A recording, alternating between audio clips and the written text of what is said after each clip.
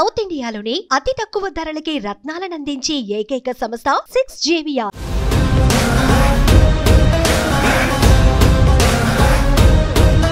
Big boss లోపలికి వెళ్ళారా, select కాకపోతే ఎందుకు బయటికి సెలెక్ట్ అయిపోయారన్న మాటలు బయటకు వచ్చాయి. ఇక ఎట చెప్పాలి ఇప్పుడు ఎక్స్క్యూజ్ మీ హలో హాయ్ అండి అని ఇక బుడ్డ డ్రెస్సులు వేసుకున్న కథ ఇక అలా మరి ఏం కథ.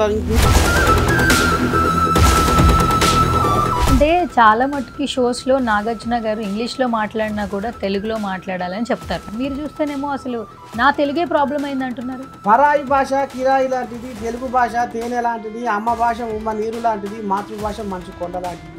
అంతకుముందు సీజన్లో పల్లవి ప్రశాంత్ రైతు బిడ్డ అంటూ లోపలికి వెళ్ళాడు. సమాజానికి సేవ చేసే గుణం ఉన్నోడు అన్న వినాక చిత్రరేఖకుని కంచెలో కులికులొలికిన కలిగివా, శిల్ప భావన ఉలిముల నాట్యాల సిగ్గులొలికిన ముగ్ధ మోహినివా, ఆహా మధురిమ భావాల మైమరచి పాడిన ప్రణయరాశివా, ప్రభాత గీతివా అని అమ్మాయిల తోగ పట్టుకొని తిరుగుతుండు. ఏంది కథ? గణేష్ ఒక్క నిమిషం ఆగు. చంద్ర ఆయన అగ్ని పరీక్షలో బిగ్ బాస్ హౌస్లోకి వెళ్ళిన నరసీతాతలా ఉన్నారు కదా, ఒకసారి పద ముందుకు పద చూద్దాం. గణేష్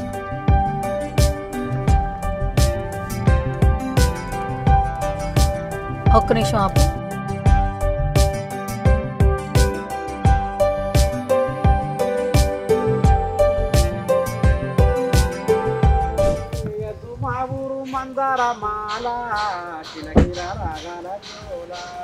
చల్లనైన ఈ చిరుగాలులు మా పల్లె తల్లికి ఆభరణాలు, ఉయ్యాలలుగే చెట్ల కొమ్మలు మా నేల తల్లికి తోరణాలు.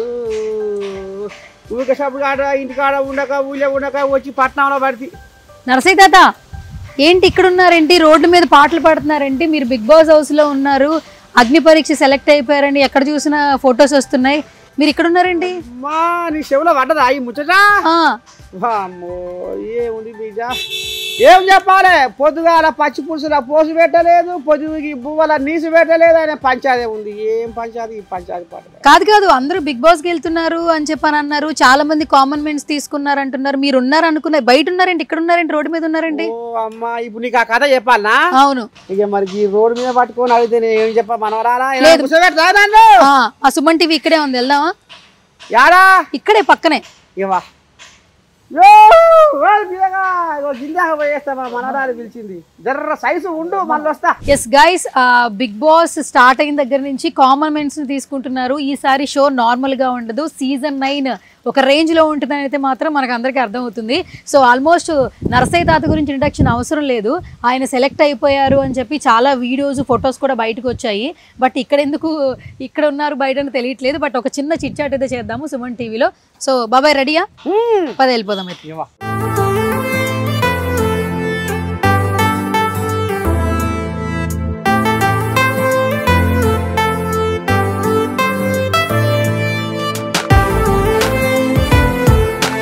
బాబాయ్ సుమన్ టీవీకి వచ్చేసాం. వచ్చినావా తల్లి? వచ్చిందట సుమన్ టీవీ కాడికి వచ్చిన గడప లోపలికి పోతా మనవరాలతో రామసంగా ముచ్చడి పెట్టి. రండి రండి, మాకు కూడా చాలా ఇంట్రెస్ట్ గా ఉంది, ఎందుకంటే హౌస్ లో ఉన్న వాళ్ళు బయట ఉన్నారు, మీరు అసలు ఏం జరిగింది తెలుసుకోవాలని మాకు కూడా క్యూరియస్ ఉంది బాగా. వెళ్ళిపోదాం పదండి.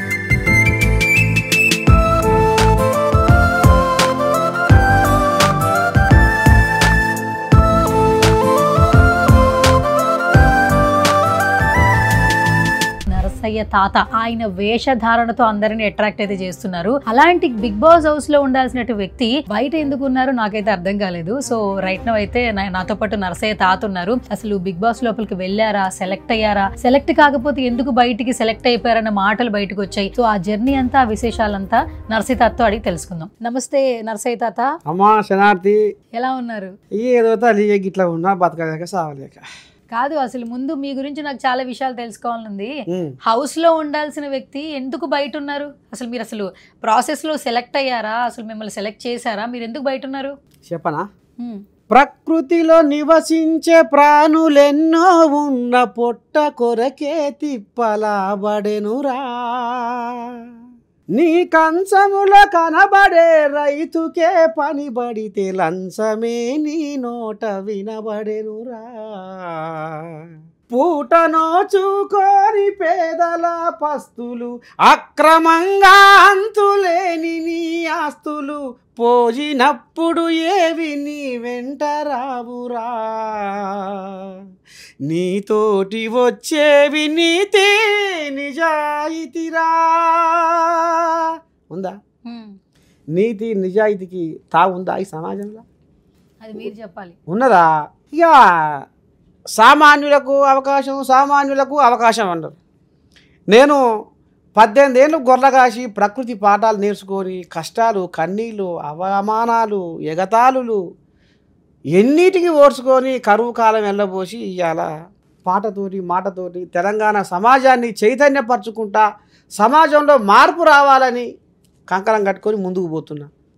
మరి బిగ్ బాస్ హౌస్లో ఉండవలసిన నువ్వు అగ్ని పరీక్షలో అప్పుడే ఎందుకు వచ్చినావు తాత అంటే మరి నేనేం చెప్పా? నా తెలంగాణ మాండలికం వాళ్ళకి అర్థం కాలే, నా తెలుగు పాట వాళ్ళకి అర్థం కాలే. అమ్మ ప్రేమ లాంటి కమ్మనైనది తెలుగు భాష, పుడమిలోన పుట్టి పీల్చే శ్వాస తెలుగు భాష, పుష్పమల్లే పరిమళించును తెలుగు రాగము, పాడుతుంటే మది పరవశించును తెలుగు గానము. ఇంగ్లీషు చదివి తెలుగు మరచిపోకురా, తెలుగు తల్లి కీర్తి జగతికి చాటి చెప్పురా. ఈ మాట అన్నాక అసలు వాళ్ళు ముక్కో దిక్కు పెట్టిరు, మూడో దిక్కు పెట్టిరు. ఎవరు మరి వాళ్ళకు మరి ఎందుకంటే వాళ్ళు పొద్దున లేస్తే వాళ్ళ నోట్లే వాళ్ళ నాలుక మీద నాట్యం ఆడేది ఏందయ్యా అంటే ఇంగ్లీష్. నేను సామాన్యుడిని, మామ నాకు ఇంగ్లీష్ నేర్పలే, గయ్యే వాళ్ళు నేర్పించారు. గయ్యే రవితి గుంతం దాకా నేర్చుకున్నా, గదే తెలుగుని పట్టుకొని పాకులాడినా గట్ల నాకు తెలిసిన సాహిత్యంతో పాటలు రాస్తున్నా, పాడుతున్నా. ఇక మరి గాంధీ నువ్వు అర్థం చేసుకోమనవరాలా అంటే ఏంటి, మీరు భాష అనేది ప్రాబ్లంగా ఉండి మీరు బయటకు వచ్చారా? ఇప్పుడు ఏమంటారు చూడు, ఇక ఎట్లా చెప్పాలి నీకు ఇప్పుడు, ఎక్స్క్యూజ్ మీ, హలో, హాయ్ అండి అని ఇక బుడ్డ డ్రెస్సులు వేసుకున్న వాళ్ళ కథ, ఇక అలా మరి ఏం కథ, ఇంకో కథ ఏందో, ఏ కథ ఏందో కానీ మొత్తానికైతే నర్సయ్య తాత పాట ఒక శక్తి. నర్సయ్య తాత పాట సమాజాన్ని మారుస్తుంది, ఒక చైతన్యం తీసుకొస్తుంది. అరే ఇంత ప్రతిభ ఉన్నది ఈ నర్సయ్య తాతకు, మనం ఒక వేదిక కల్పిస్తే ప్రపంచవ్యాప్తంగా కోట్లాది మందిని మార్చగలిగే శక్తి నర్సయ్య తాత పాటలో ఉంది అనేది మాత్రం వాళ్ళు గ్రహించలేకపోయారు, అర్థం చేసుకోలేకపోయారు. మరి నేనేం చెయ్యాలి? అంటే చాలా మట్టుకి షోస్లో నాగార్జున గారు ఇంగ్లీష్లో మాట్లాడినా కూడా తెలుగులో మాట్లాడాలని చెప్తారు. అంటే రియాలిటీ షో, అది కూడా తెలుగు ఆడియన్స్ కనెక్ట్ అయిన షో బిగ్ బాస్ అనేది. ఎప్పుడైనా ఎవరైనా ఇంగ్లీష్లో వాళ్ళు కాన్వర్జేషన్స్ చేసుకున్నా కూడా బిగ్ బాస్ వాయిస్ కూడా వస్తుంది, తెలుగులో మాట్లాడండి. మరి తెలుగుకి అంత ఇంపార్టెన్స్ ఇస్తున్నారు కదా షోలో, మీరు చూస్తేనేమో అసలు నా తెలుగే ప్రాబ్లం అయింది అంటున్నారు. పరాయి భాష కిరాయి లాంటిది, తెలుగు భాష తేనె లాంటిది, అమ్మ భాష ఉమ్మ నీరు లాంటిది, మాతృభాష మంచు కొండ లాంటిది. కానీ మరి ఏది అక్కడ కాకర బీకర అన్న పదాలే ఎక్కువ పడుతున్నాయి. కాకర పీకర అంటే గయ్యే ఇంగ్లీష్ పదాలే ఎక్కువ పడుతున్నాయి. అసలైన స్వచ్ఛమైన మచ్చలేని అచ్చమైన తెలుగు భాష అంతంత మాత్రమే వినపడుతుంది తల్లి. అందుకనే ఎక్కడ చూసినా తెలుగు పదాలు కనపడతలేవు, ఎక్కడ చూసినా తెలుగు అక్షరాలు కర్మలు అయిపోతున్నాయి. పరభాష మోజుతోటి తెలుగు భాషకు బూజు పడుతుంది అనేది నాకు కనపడదు.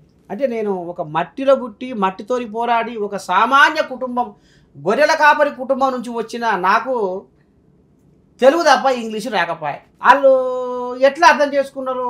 నా మాట వాళ్ళకి అర్థం కాలేదా, నా భాష వాళ్ళకి అర్థం కాలేదా, నా పాట వాళ్ళకి అర్థం కాలేదా అనేది నాకు అనుమానం. ఓకే తాత, అసలు మీరు లోపలికి వెళ్ళిపోతున్నారని అయితే బయటికైతే అందరూ చెప్పుకుని ఉన్నారు. కొన్ని పేపర్స్లో కూడా నేను చూశాను, అగ్ని పరీక్షలో దాకా వెళ్ళినటువంటి నర్సయ్య తాత. ఓకే, మీరు ఫస్ట్ నుంచి గొర్రెల కాపరి అంటే అక్కడి నుంచి వచ్చారు, మీ ఫస్ట్ రూట్స్ అంటే అవే. మీరు ఒక రచయిత, పాటలు పాడతారు, జర్నలిస్ట్గా కూడా ఉన్నారు. అండ్ ఫస్ట్ ఆఫ్ ఆల్ మీ వేషధారణ, గద్దర్ గారిని చూసాము, తర్వాత తీన్మార్ మల్లన్న గారిని చూసాము, తర్వాత ఈ వేషధారణలో మిమ్మల్ని చూస్తున్నాం. అంటే మీకంటూ మీరు ఐడెంటిఫికేషన్ క్రియేట్ చేసుకున్నారు. అసలు బిగ్ బాస్కి వెళ్ళాలనే కోరిక మీద బిగ్ బాస్ టీం నుంచే మీకు కాల్ వచ్చిందా? బిగ్ బాస్కు వెళ్ళాలనే కోరిక నాకుంది. ఎందుకుందా?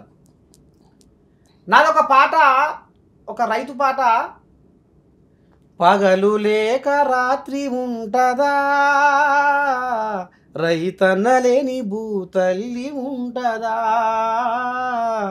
ఒక క్షణమైన ఎడబాసి ఉంటారా, ఆ పగలు రాత్రి వేరైతే రోజు గడవదు, భూతల్లికి రైతన్న దూరమైతే మన పూట గడవదు, ప్రపంచానికి ఊపిరివి ఓ రైతన్నా,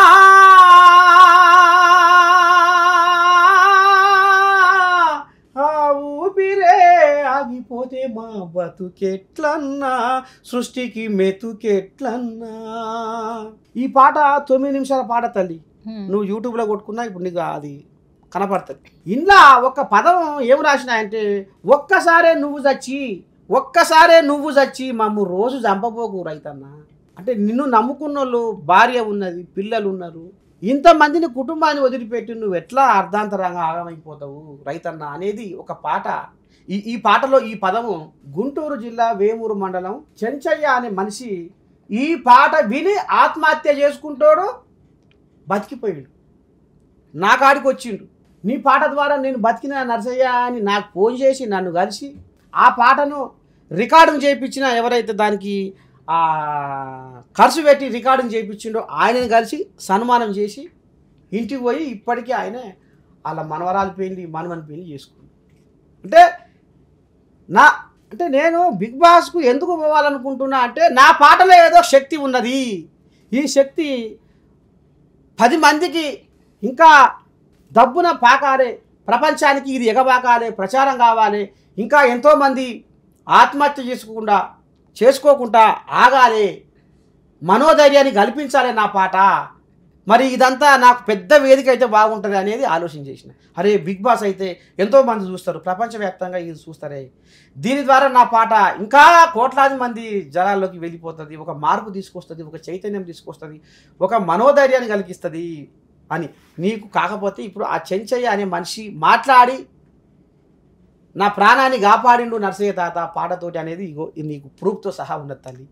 ఇప్పుడు సమాజంలో ఎన్నో పాటలు వస్తుంది, ఏంటో డీజే పాటలు, డించకు పాటలు, ఎగిరి దునికే పాటలు, గంతులేసే పాటలు, రకరకాల పాటలు వస్తున్నాయి. నాకంటే ఎక్కువ నీకే ఎరక. కానీ ఇవాళ మార్పు, ఒక చైతన్యము, ఒక ప్రాణాలను కాపాడగలిగే అంత శక్తి సాహిత్యంతో కూడిన పాట, ఈ పాటకి ఇవాళ విలువ లేకుండా అయిపోయింది. బాబాయ్, మీరు మీ పాటని బ్రతికించుకోవడం కోసం ఒక పెద్ద ప్లాట్ఫామ్లో అయితే ఇంకా ఎక్కువ యూజ్ ఉంటుందని అనుకున్నారు. అసలు బిగ్ బాస్ సెలెక్షన్స్ అనేవి ఒక ప్రొఫార్మా ఉంటుంది సెలెక్ట్ చేసుకోవడానికి. కామనర్స్ అయినా కూడా వాళ్ళకి కొన్ని క్వాలిఫికేషన్స్ కావాలి. అసలు కాల్ ఎలా వచ్చింది? అంటే మీకు కాల్ వచ్చిందా? మీరు ఎలా అక్కడ దాకా వెళ్ళారు? అసలు మీరు వెళ్ళారు, అగ్ని పరీక్ష వరకు కూడా వెళ్ళారని చెప్తున్నారు. అసలు ఆ ప్రాసెస్ ఎలా జరిగింది చెప్పండి. ఫోన్ చేసిర్రు, మాట్లాడినా, జూమ్ కాల్లో అడిగిర్రు, అలా సెలెక్ట్ అయినా. మళ్ళీ నాడు గ్రూప్ డిస్కషన్కి రావాలన్నారు, ఆడికి కూడా పోయినా, ఆడ కూడా మాట్లాడినా, అండర్ సెలెక్ట్ అయినా. అగ్ని పరీక్ష ఉంది రావాలన్నారు, పోయినా.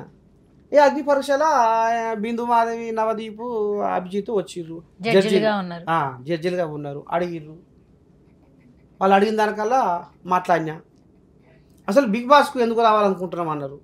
అంటే నేను ఆడ తాడుకు వచ్చలేదు, తవులకు వచ్చలేదు, గుంజకెందుకమ్మ గుంజులాట శ్రీముఖి, నువ్వు ఎట్లా అడుగుతున్నావు అంటే బిగ్ బాస్కు ఎందుకు రావాలనుకుంటున్నావు అంటే నేను ఏం చెప్పాలి నీకు? అలా ఉన్న కథ ఏంది? ఆ కథ నాకు ఎరకలేని కథ, నేను చూడని కథ అని నేను చెప్పిన. ఇక కొన్ని పాటలు పాడమన్నారు. నేను పాట కానీ, ఆట కానీ, మాట కానీ పాడమన్నారు, పాడినా. నువ్వు ఏ రకంగా నువ్వు ఎంటర్టైన్ చేస్తావు బిగ్ బాస్లో అని. నేను ఇప్పుడు మిమ్మల్ని నవ్వుపియాలనా? ఇప్పుడు నిన్ను కూడా నవ్వుపిస్తా, సువర్ణను కూడా నవ్వుపిస్తా నేను. ఓ ఫేస్బుక్, మా ఫేస్బుక్, విశ్వానికే అయినావు నువ్వు పెద్ద దిక్కు.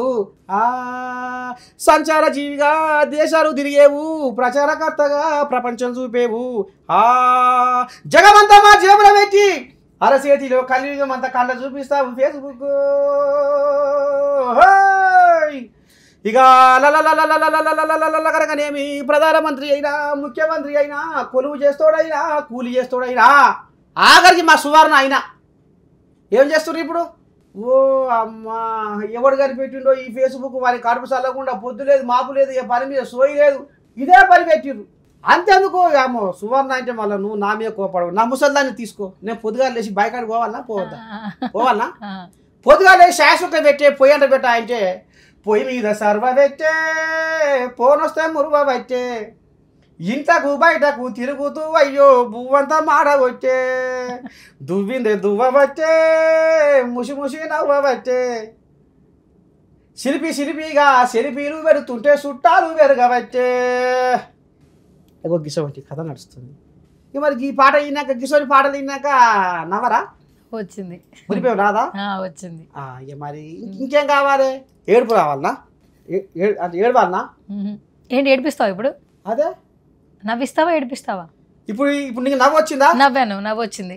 ఇప్పుడు నీకు ఏడుపు కావాలనా?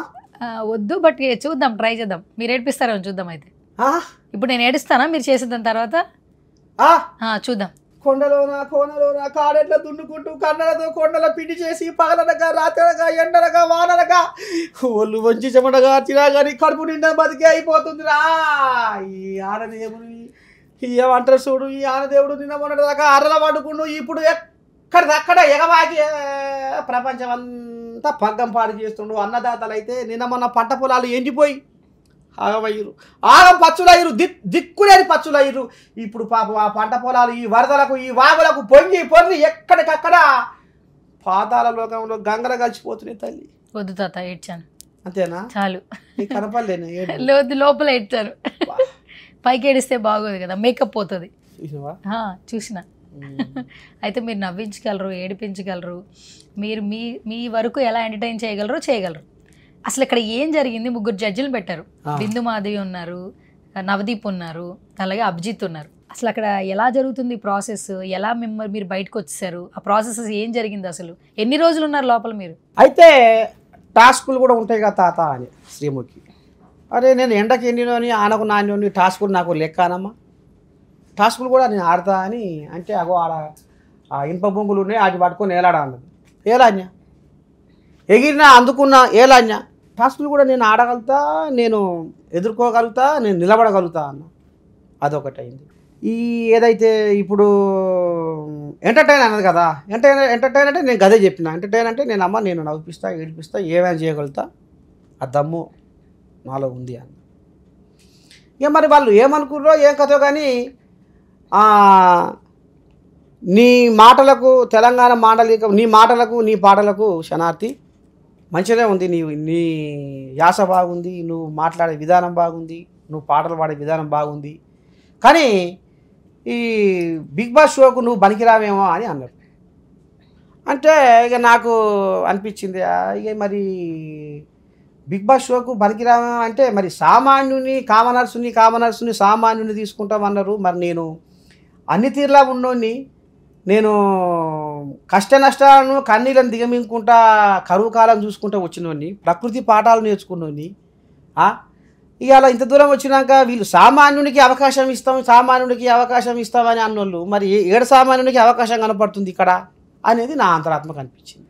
మీరు అక్కడ దాకా వెళ్ళారంటే సామాన్యుడికి అవకాశం ఇచ్చినట్టే కదా తాత. 2 రోజులు 3 రోజులు ప్రాసెస్ జరిగింది కదా, మరి జరిగినప్పుడు మిమ్మల్ని కామన్ మెన్ గానే తీసుకున్నట్టు కదా. తర్వాత ఏం జరిగిందని మీరు అనుకుని ఉంటారు? తర్వాత అంటే ఏదో అంటే ఇక వాళ్ళ మనసులో ఏముంది మనం ఎట్లా చెప్పగలుగుతాం తల్లి. ఏదో జరిగింది, ఇక వాళ్ళ మనసులో ఉన్నది.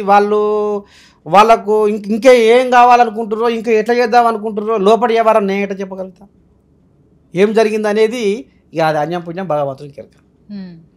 అయితే ఇప్పుడు అక్కడ 3 జడ్జెస్ ఉన్నారు కదా, ఆ రోజు టాస్క్లు అంటే మీరు పైన ఎక్కడం అదంతా చేశారు, అదంతా ఓకే. తర్వాత ఇంకేమైనా చేయించారా, ఇంకేమైనా అడిగారా? టాస్కులే చెప్పారు, టాస్కులు చేసిన అవి. ఇంకా ఇది నువ్వు ఎట్లా బిగ్ బాస్లో నువ్వు ఎట్లా ఇది చేయగలుగుతావు అంటే నా ఆటతోటి నా మాట వినిపించిన. ఇక అంతలోనే వాళ్ళు ఇక గదే మాట అన్నట్టుగా. అంటే ఇప్పుడు చివరిగా మీరు కంటిన్యూ అవ్వట్లేదు అని మీకు ఎట్లా తెలిసింది? వాళ్ళు ఎలా చెప్పారు? అంటే చెప్తామని కూడా అన్నారు, చూద్దాం మరి. అంటే నువ్వు పనిగా అంటే పాటలు బిగ్ బాస్ షోకు పాటలు అక్కరకు రాబో అన్నట్టుగా కొంచెం ముక్కిరిసిర్రు. ఇంకోటి ఏంటంటే నాకు ఇంగ్లీషు చదివి తెలుగు మర్చిపోకురా అన్న కాడనే వాళ్ళు ముక్కిరిసిర్రు. అంటే ఎందుకు ఇంగ్లీషు భాష మీద అంత ప్రేమ ఉంది, తెలుగు భాష మీద లేదా? మరి అమ్మ భాష ఉమ్మనీరు లాంటిది అంటారు. మరి తెలుగు భాషకు నాలాంటి సామాన్యుడు తెలుగు భాష పట్టుకొనే వస్తాడు కదా ఎక్కడైనా. ఇంగ్లీష్ అంటే మరి మేము పెద్ద చదువులు చదవలేదు, మా అయ్య మామ చదివించలేదు. తెలుగు భాషే మాకు పంచప్రాణము, తెలుగు భాషే బోవెచ్చింది, తెలుగు భాషే అంత చూపింది, అన్నిటికీ దారులు చూపింది తెలుగు భాష అని దాన్నే నమ్ముకొని బతుకుతున్నాం. అయితే తాత అంతకుముందు సీజన్లో పల్లవి ప్రశాంత్ రైతు బిడ్డ అంటూ లోపలికి వెళ్ళాడు, తీరా చూస్తే విన్నర్ అయిపోయాడు. మరి అతను కామనర్, బిగ్ బాస్ హౌస్లోకి వెళ్ళాలని ఇంట్రెస్ట్ ఉంది, తను ప్రూవ్ చేసుకోవాలని ఒక కోరిక ఉంది. అన్ని టాస్కులు గెలిచాడు, అసలు లాస్ట్ వరకు ఉంటాడని ఎవరు ఊహించలేదు. టాప్ 5 దాకా వెళ్ళడం ఒక ఎత్తు అయితే టాప్ 5 నుంచి విన్నర్ అయ్యాడు. అప్పుడు అందరికీ ఒక నమ్మకం వచ్చింది, రియాలిటీ షోస్లో మనల్ని మనం ప్రూవ్ చేసుకుంటే ఖచ్చితంగా సక్సెస్ మన వెంటే ఉంటుంది అని ఒక నమ్మకం వచ్చింది పల్లవి ప్రశాంత్. మరి ఏం చెప్తారు? మరి ఇప్పుడు చూస్తే ఇట్లా జరిగింది అంటున్నారు మీ విషయంలో, మరి మీరేం చెప్తారు? ఇప్పుడు బిగ్ బాస్ షోలో అనేది నటన ఉండాలన్న. ఇప్పుడు నేను నా లెక్కనే ఉంటా. నర్సయ్య తాత అనేటోడు సామాజిక సేవనే కోరుకుంటాడు, సామాజిక సేవే చేస్తాడు, జనాల మేలే కోరుకుంటాడు. అంటే నర్సయ్య తాత అనేటోడు 10 మందికి ఎక్కడికి వచ్చే పని చేస్తాడు, నిజంగానే ఆయన ఎట్లుండాలో గట్టిగా ఉంటాడు అనేది నేను చూపించుకున్నాడు. మరి అక్కడ నటన కూడా చేయాలంటే నేను నటన కూడా నాకు వస్తాయి నటన. కానీ అందులో పోయినాక నర్సయ్య తాత ఏంది, సమాజానికి సేవ చేసే గుణం ఉన్నాడు. అందులో పోయినాక చిత్రరేఖకుని కంచెలో కులికులొలికిన కలికివా, శిల్ప భావన ఉలిముల నాట్యాల సిగ్గులొలికిన ముగ్ధ మోహినివా, ఆహా మధురిమ భావాల మైమరచి పాడిన ప్రణయరాశివా ప్రభాత గీతివా అని అమ్మాయిల తోగ పట్టుకొని తిరుగుతుండు, ఏంది కథ అని భాగవతం మళ్ళీ నాకు వంట కట్టరా. పల్లవి ప్రశాంత్ రైతు బిడ్డ అని ఇక సెల్ఫీలు వీడియోలు తీసుకుంటా రైతుకు ఆదరణ లేదా, రైతు బిడ్డకు ఆదరణ లేదా అనేది బాగా సోషల్ మీడియాలో వైరల్ అయింది. సరే ఆయన కూడా పోయిండు. అందులో పోయినాక ఏం భాగవతం నడిచింది, జనాలకు ఎరికే కదా. ఇప్పుడు ఆయన బయటకు వచ్చి మళ్ళీ ఏం చేసిండు, ఇది నేనంటున్న మాట కాదు, లోకమంతా కూడా ఎక్కువస్తుంది ఈ మాట. అంటే నటించే వాళ్లకు అలా ఇది ఉంటుందేమో అనిపించింది. అంటే నిజంగా నీతిగా నిజాయితీగా నిజంగా మన విలువల్ని మనం కాపాడుకుంటూ మనకు మనం ఎట్లా ఉండాలో రోజువారీ జీవితంలో గట్లే ఉండాలి అనేటోళ్లకు వాళ్ళ స్థానం లేదేమో అనిపించింది. పల్లవి ప్రశాంత్ నేను గెలిస్తే, నేను విజేతని అయితే రైతులని కడుపులో పెట్టుకొని చూసుకుంటా, కళ్ళలో పెట్టుకొని చూసుకుంటా, నేను సాయాలు చేస్తా, దాన ధర్మాలు చేస్తా, ఎన్నో రకాలుగా అన్నాడు.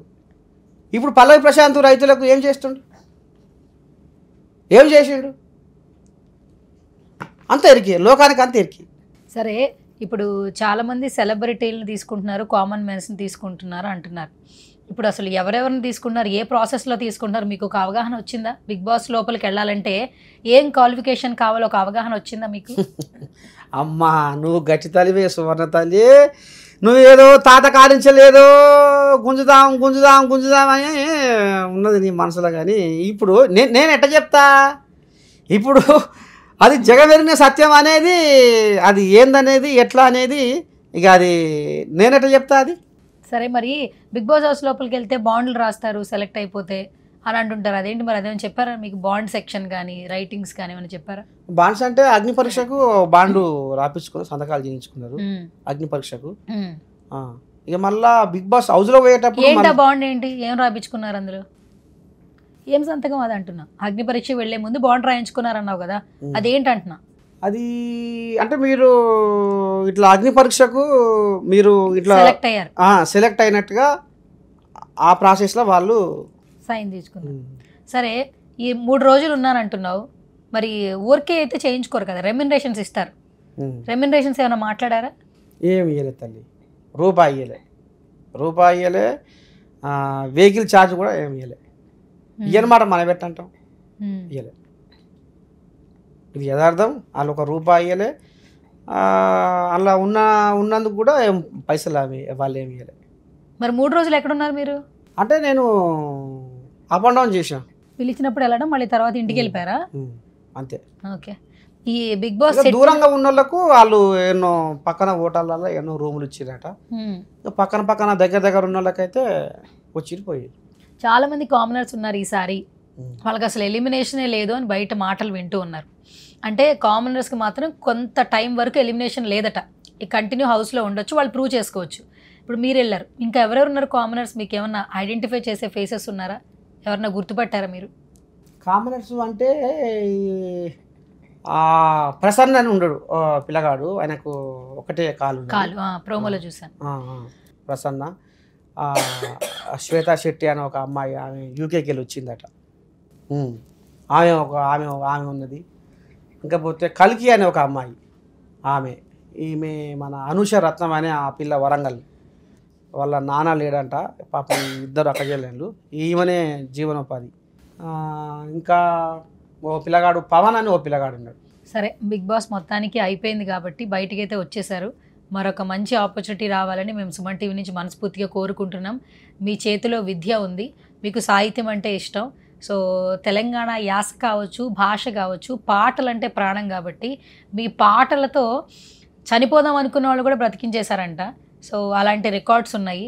దట్టు కేసీఆర్ గారే కలవడం జరిగింది. గొర్రెల కాపరి అంటే గొర్రెల మీద పాట రాసినందుకు గాను ఆయనకు నచ్చి వాళ్ళు మిమ్మల్ని పిలిపించారట, కలిశారట. ఒకసారి ఆ కేసీఆర్ గారితో ఆ కలిసిన సంభాషణ ఏమైనా ఒకసారి గుర్తు చేసుకుంటారా? అయితే వాస్తవంగా నేను ఈ గొర్రెల స్కీమ్ ఉంది కదా, అది దాని మీద ఒక చిన్న పాట పాడి సోషల్ మీడియాలో పెడితే అది బాగా షేర్ చేసిరు, అందాకపోయింది. తద్దినక దిద్దినక ఓరోరి బీరన్న ఒరకో మన రాత మారిందిర మల్లన్న 70 ఏళ్ళ బరువంతా దించిండు కేసీఆర్ గొర్రెల మందాను గోనిస్తుండు ముందు జోరు పండుగ చేద్దాము రోడ్డెల్యము కళ్యము సభ్యత్వం గడుదాము గొల్ల కురుమా సంఘం ఈ ఎల్లా లోకాలు తిరిగే గొల్లా కురుమల కోసం ఎవడాలోచించలేదు గోసపడ్డ మన కోసం పండు వెన్నెల్లాంటి నిండు గుణమున్నోడు ముఖ్యమంత్రి కేసీఆర్ ముందు చూపు ఉన్నోడు 75% సబ్సిడీ ఇస్తాడట అబ్బబ్బా కేసీఆర్ పుణ్యము 25% వడ్డీ కూడా లేదాట గొల్ల కుర్మ జన్మ ఇక ధన్యము. ఈ పాటకు బాగా ఆయన అబ్బా భలే రాసిండే, తీసుకురాలి ఆయన తీసుకురాలి అని 3 రోజులు కలవరి ఇచ్చిండట. ఇక నాకు ఆయన దేశపతి శ్రీనివాస్ ఫోన్ చేసిండు, పోయినా ఇక మంచిగానే మాట్లాడిండు, సేపు అది మాట్లాడి ఇంత బుక్కడ బువ్వ పెట్టిండు, ఇక ఇల్లు వచ్చిండు. ఓకే. సో నర్సయ్య తాత, మా సుమన్ టీవీకి వచ్చి మాతో చాలా విషయాలు పంచుకున్నావు. నీ వేషధారణకి అలాగే తెలంగాణ మీద ఉన్నటువంటి ప్రేమకి సో మేమందరం ఎప్పటికీ నీకు కృతజ్ఞతలు తెలియజేస్తూనే ఉంటాము. సో ఏదైతే మీరు జర్నీ స్టార్ట్ చేశారో అప్పటి నుంచి ఇప్పటి వరకు మీరు ఏది ఆశించి స్టార్ట్ చేయలేదు, బట్ ఎంతో మందికి ఇన్స్పిరేషన్గా మోటివేషన్గానే ఉన్నారు. మీకు నచ్చింది చేసేవారు, మీకు నచ్చంది చేసేవాళ్ళు కాదు. చాలా మంది అంటే ఒక్కోసారి నచ్చకపోయినా కూడా అవి చేస్తారు మన అవసరం కాబట్టి అని, కానీ మీరు దేనైతే నమ్ముకున్నారో దాన్నే కొనసాగుతూ ఉన్నారు. సో ఇది పోయింది అని కాకుండా ఫ్యూచర్లో ఇంకా మరిన్ని మంచి మంచి అవకాశాలు రావాలి అని మనస్ఫూర్తిగా కోరుకుంటున్నాను. నర్సయ్య తాత మా సుమన్ టీవీకి వచ్చారు, thank you so much once again. ధన్యవాదాలు తల్లి. మీకు మీ సుమన్ టీవీ యాజమాన్యానికి కూడా. నర్సయ్య తాత ఒకటి ఏంటంటే ఏదో ఒక రోజు ఒక విస్ఫోటనం అయి బయటకు వస్తాడు అనేది ఇప్పుడు ప్రపంచవ్యాప్తంగా చూస్తున్న సుమన్ టీవీ ప్రేక్షకులు కూడా నన్ను అర్థం చేసుకుంటారని మనస్ఫూర్తిగా ఈ అవకాశం కల్పించిన మీకు మీ సుమన్ టీవీ యాజమాన్యానికి శనార్థులు. సో ఎప్పుడు తెలంగాణ వాళ్ళు ఎవరిదైనా కూడా మాట్లాడేటప్పుడు ముందు మేము నమస్కారం అంటారు, మీరు శరణార్థులు అంటారు. సో ఒకసారి మా సుమన్ టీవీ ఆడియన్స్ అందరికీ మీ భాషలో, మీ యాసలో, మీ తెలంగాణ భాషలో అందరినీ నవ్విస్తూ ఒక శరణార్థులు అంటూ అందరికీ ఒకసారి నువ్వు విష్ చేసే ఒకసారి. ఇంటున్నారులా సుమన్ టీవీ, ఓ నీ దండం పెడితే మొయ్యిన మోతం మోగుతుందట సుమన్ టీవీ కథ. ఇక మరి ఏమంటారు చూడు, వేమన చెప్పిన వేదాంతం, బ్రహ్మం చెప్పిన కాలజ్ఞానం అక్షరాల ఎంత నిజమో. ఇక మరి సుమన్ టీవీ కూడా గస వంటి ముచ్చట్లు బయటకు గుంజుకొస్తుంది, గస వంటి ముచ్చట్లని మంచిగా బయట పెడుతుంది. మొత్తానికి నిజాలను నిర్భయంగా చెప్పుకుంటా ముందుకు సాగుకుంటా పోతుంది ఈ సుమన్ టీవీ. అందుకనే సుమన్ టీవీ ప్రేక్షకులకు మళ్ళొకసారి నర్సయ్య తాత శరణార్థులు. శరణార్థులు తాత, థ్యాంక్ యూ సో మచ్.